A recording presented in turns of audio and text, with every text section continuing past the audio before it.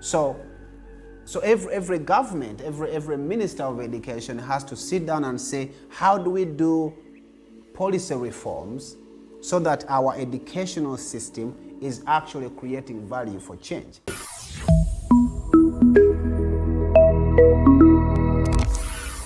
Well, hello friends. We continue to talk about the decolonization of education in Africa. And I know that sounds like a controversial subject, but we have been covering this whole concept of, is Africa free? Is Africa truly free? Because it's one thing for us to be independent where our land is no longer colonized. It's another thing for us to be truly independent in our mind, to be truly independent in our politics, to be truly independent in our system of education. And last time we talked about decolonizing education, and we covered a lot of issues around how our education is still colonized. And we said that we have to come to a point where we ask tough questions. And we haven't been able to ask those tough questions. You know, I am many years old now. I have a bachelor's degree in business. I have a master's degree in management. I did a bachelor's degree in Rwanda. I have a master's degree from the United States. I have a master's degree in MBA in finance from the United States. I am finishing a doctor of business. So I have been around education I did my primary school in one of the East African countries. So I have been around this system of education for many years, and I can comfortably say that I have covered all the levels of the educational system of Africa. So as I look back, I look at the things that I do today and how I live my life and how I earn a living. And in so many times I find a disconnect. I find a disconnect in the things that I know and the things that I learned. And I find that most of the things that I know, I learned from, on the job. I learned by reading books, by going to seminars, by going to conferences. And I'm not saying that formal education is not important. I'm saying that we can actually reduce the amount of time and money that we spend educating children on things that they don't need. And to do that, we have to ask ourselves, does the child need what we are educating them right now? Does this subject, does this topic, how is this topic relevant to the problems that Africa has today? That's what we talked about last time. We have to start looking at the problems that we have and create a system of education that actually meets the needs that we have. So today we want to talk about how to decolonize education and why do we need to decolonize education. So one of the ways that we can do this quickly is by reviewing our curriculum and creating a curriculum reform, right? What is a curriculum? It's a list of things that kids are supposed to cover in school. Now, the question is, who developed the curriculum for high school for, King John's High School in Kinshasa? Who developed that curriculum? Why did they develop that curriculum? How does that curriculum help this child? How does it help their future? How does this curriculum help the nation? We have to review every curriculum, every subject, and make sure that what the children are studying is actually beneficial to them. Another thing we have to review is our teaching methods. Is the way that we are teaching our children creating value for them? Is it delivering for them?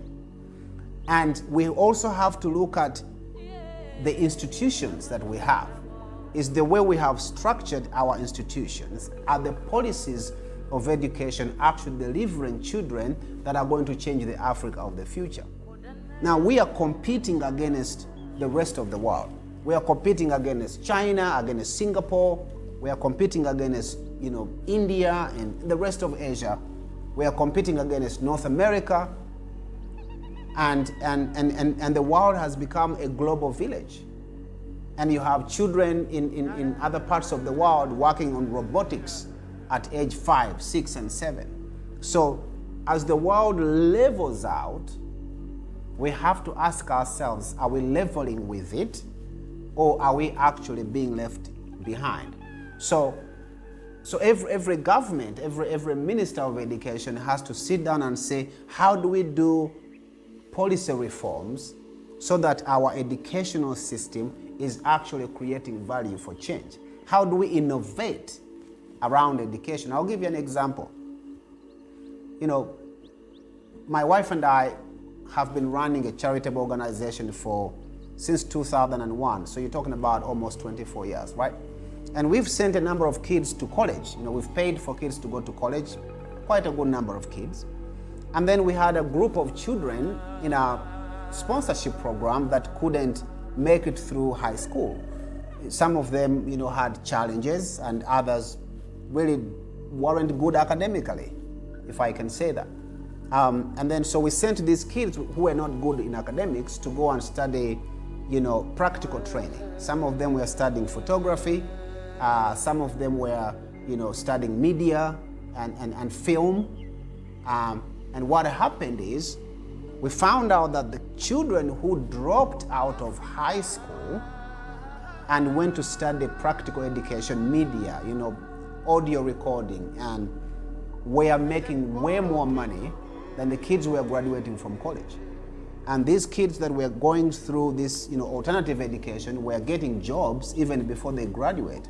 Matter of fact, as I speak right now, one of them is standing behind this camera, recording me right now. So what I'm trying to say is that what kind of education do we need today? The type of education we need today depends on the needs that we have. So is the nature of education we're delivering solving the problems that we have? So we have to start looking at innovation. How do we innovate around education? How do we create curriculums that are relevant to the village, to the town, to the city, to the country? How do we create curriculums that cross borders? How do we create curriculums that actually make our children international and global, that they can work on a global scale? Now, I know that I've talked about innovation, but really innovation is not possible if we don't empower students to think independently, because we can't innovate for them. So, and one of the shortcomings of the education system that I grew up in was to have rote memory. We memorized everything. We regurgitated things back to the professor. Professor gives you notes. He comes in class, writes on the board, you copy the notes, put them in your book. It's still happening today. And then tomorrow the professor will ask you questions from the notes that he gave you, and you don't have an independence of mind. You are basically a robot that is taking in information, regurgitating that information, and your universe of knowledge is the things that the professor gave you on the board. Now, you can't really tell me you are educated if your knowledge is limited to the things that were delivered to you by the professor on the board. There's so much knowledge in the world, and your knowledge can't be limited to the things that the professor gave you. Then you are graduating as a very, very limited person. So in order for us to create innovation, we have to empower our children to have independent minds, to be independent thinkers. We can't penalize children for being independent thinkers. We have to create environments where kids can think independently. Innovation is only possible when people are allowed to look at problems and create solutions that have never existed before. And I want to tell you that some of the problems we're experiencing today have not existed before. So how do we now deal with the problems that are emerging today that we don't have solutions for, if we are educating from an old curriculum that was created to create employees for our colonial masters? Big disconnect, right? So instead of going from knowledge to problem, now we are in a world where we go from problem to knowledge. Instead of going from knowledge to problem, we go from problem to knowledge, right? We start with the problem, and then we go over to what kind of knowledge is needed to solve this problem. Now the problem is the way we are educating now is we are going to give you a set of knowledge. You're going to pay a lot of money and you're going to sit in this classroom for 4 years, and we're going to give you a package of knowledge in a suitcase, in a briefcase, and we are hoping that with this suitcase of knowledge, you can solve all the problems that you're going to face when you get out of school. That doesn't work. Because the knowledge we are giving our children in school are so limited. So now we have to really figure out, how do we now start identifying problems? I'll give you an example. We start identifying, how do we feed the growing African population? We don't feed the growing African population by taking kids in school and teaching them cross-pollination, and teaching them grafting, and teaching them photosynthesis. What is photosynthesis? What is cross-pollination? That does not create the amount of food that we need in Africa. Now we start from, how do we feed the growing African population? And we allow children to think. We allow college students to think. So they will come up with things like, we have to install sensors in our farms so we can monitor the growth of the crops. We have to come up with sensors so we can measure moisture and rainfall, right? So they start coming up with innovations that can make us grow food faster. But if we are teaching them photosynthesis and cross-pollination, they are going to have a suitcase of knowledge, and they don't know what to do with it.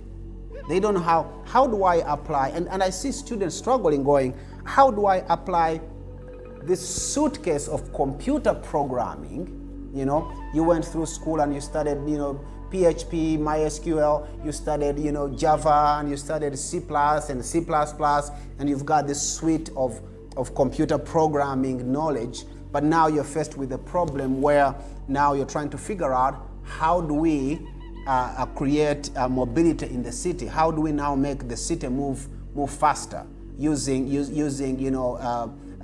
ETA, estimated time of arrival, right? And there's a disconnect. I got this body of knowledge from computer science, but I don't know how to use it to now create faster movement of buses in the city, right? But what if we started from, how do we make people move faster through the city? What if we started from the problem? We take that problem to computer science students and we say, how do you use C++? How do you use, JavaScript, whatever? I'm not a computer programmer. How do you use your knowledge to solve the problem? So when they graduate when they know how to use computer code to solve real world problems. So that's the level we have to get to in our education. We have to decolonize. We have to change the way we think about education if we are going to create students that are actually solving the problems that we have. Otherwise, we are going to be left behind, and Africa will continue being behind. But we can change that starting today, starting with reforming our education system.